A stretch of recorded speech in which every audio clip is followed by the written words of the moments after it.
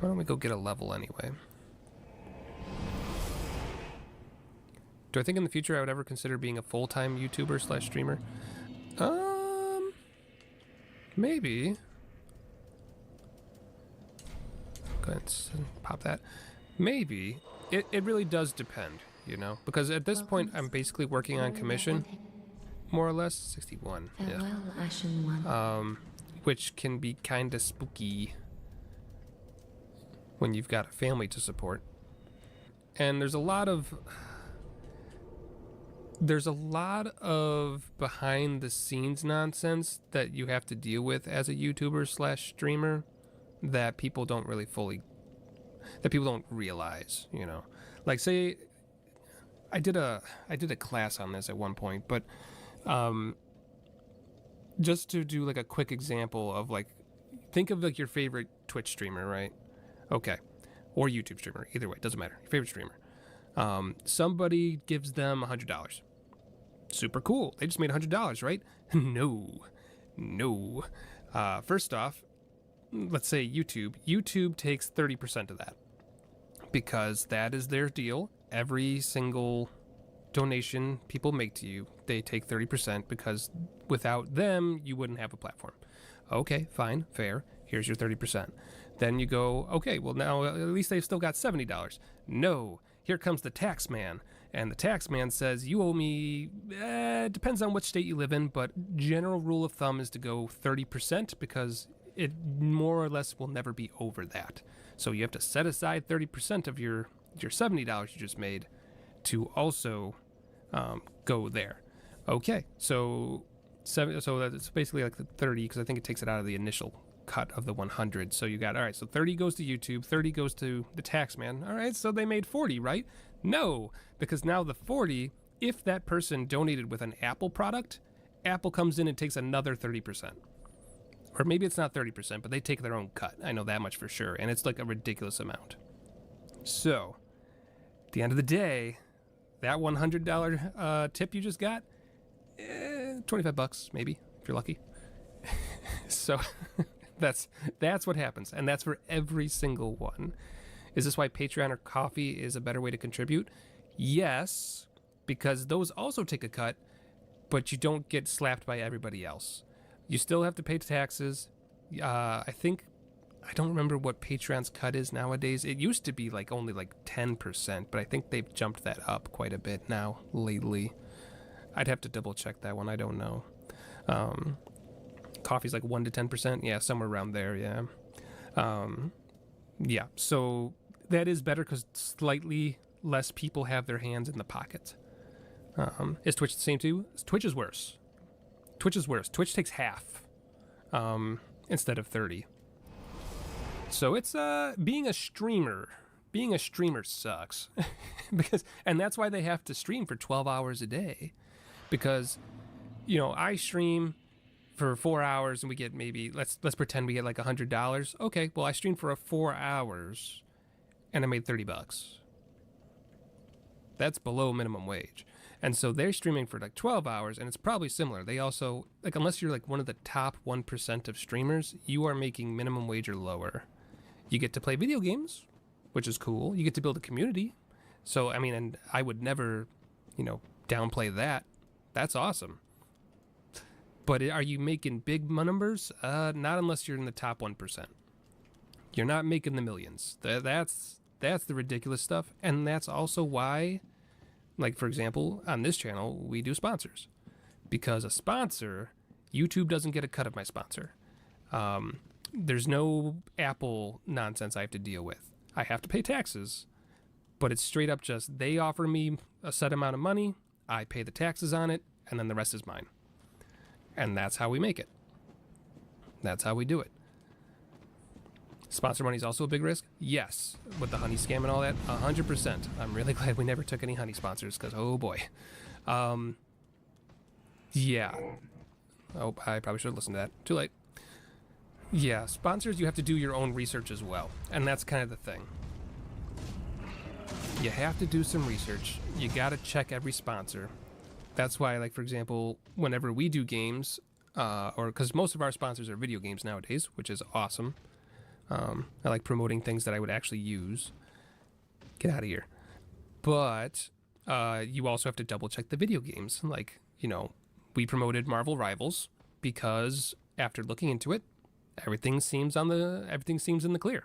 There's no sketchy payment systems. There's no pay to win. So I was like, cool, it's good. Let's do it. Meanwhile, Raid Shadow Legends, very pay to win, very pay to play, very sketchy psychological tactics. It's like, no. So we don't touch that one. They offer to pay our mortgage, but we don't do it. War Thunder, same deal. It's not as bad as like Raid or anything like that, but with War Thunder, when I looked into it, because they've asked me to do it a lot. With War Thunder or Enlisted, or is it World of Tanks, or with whatever the boat one is, it's all the same game. That one, after looking into the store, I found several things where you can make your armies better by paying extra. So yeah, for that one I was like,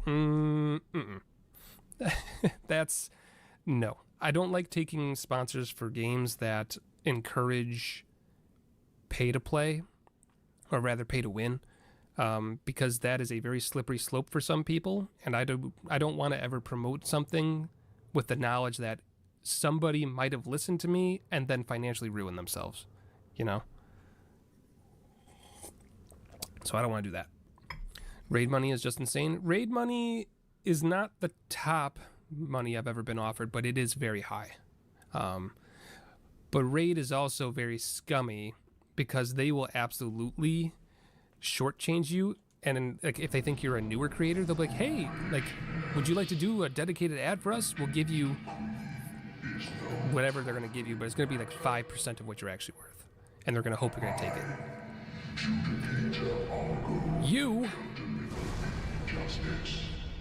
Yeah, sponsors are a whole thing too. They're a whole thing too. So, to answer your question, Obi, would I ever do it full time? Probably, if it worked out and the numbers made sense and I could minimize the risk. If I had backup plans, then yes. There he goes. Bye-bye. There's a couple good ones. Am I going the right way? I am. There's a couple good ones out there. Wanted Dead was a pleasure to work with. Not only because I got to work with the company itself and not some middleman, but they were just really pleasant all around. They were really excited about their game. I was really excited about their game, and they really liked how we did the ads. It was really nice. But there's a couple bummers out there too. 100%. You didn't know about the honey thing? Oh, it's much worse than you think. Like, say, for example, well, it's not much worse than you think, but it is bigger than you think. Let me put it that way. On the consumer side, it really sucks, right? Like, on the consumer side, it is very much like, hey, you had honey installed? Cool. You actually lost on discounts. There could have been much better discounts out there, and honey actively lied to you about it so that they could make a bigger cut. And then there's the whole like affiliate link thing for creators, which sucks because now, like, say for example, if I advertised honey and then you went and bought it and then used it on things, I never got a single thing. I didn't. Let's be clear here. I did not advertise honey at any point, but had I would have not made any affiliate sales on it at all, which is super cool. And then on top of that, apparently the thing that actually like affects me, for example, God, this guy just yaps. The other thing that might have affected like the things that I did, like say for example, if I ever had any sort of affiliate link at all, so let's say Marvel Rivals, it doesn't really count because Marvel Rivals is free, but with Marvel Rivals, had that been a video game that you had to buy and you used my link to get to the store, if you had Honey installed, Honey would jump in and say, hey, I advertised that. And any affiliate links that I gave would be gone. That stays there, huh?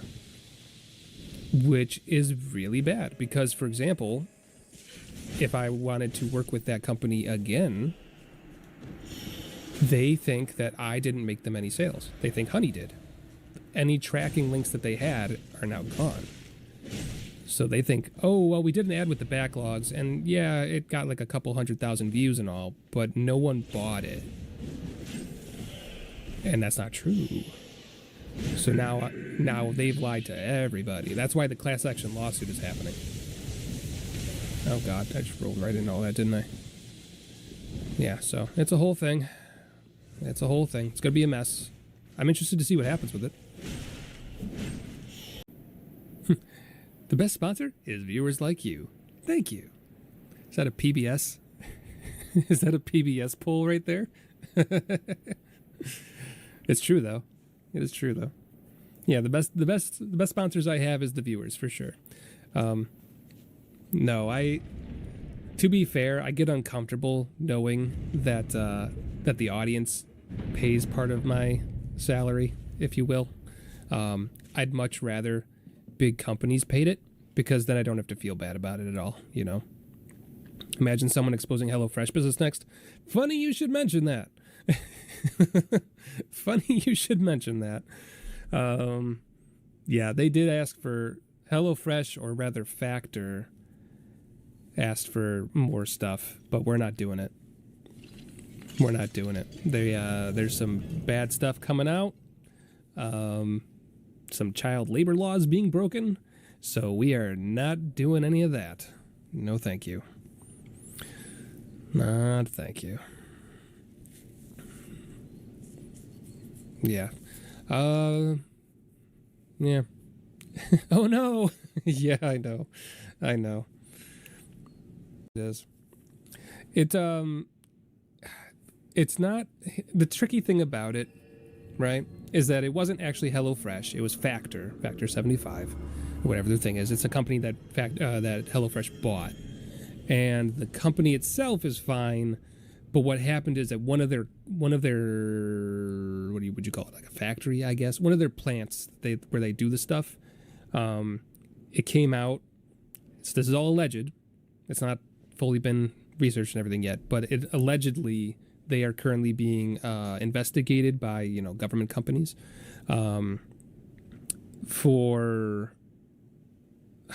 they had some underage workers working like a night shift during like dangerous hours, which is illegal.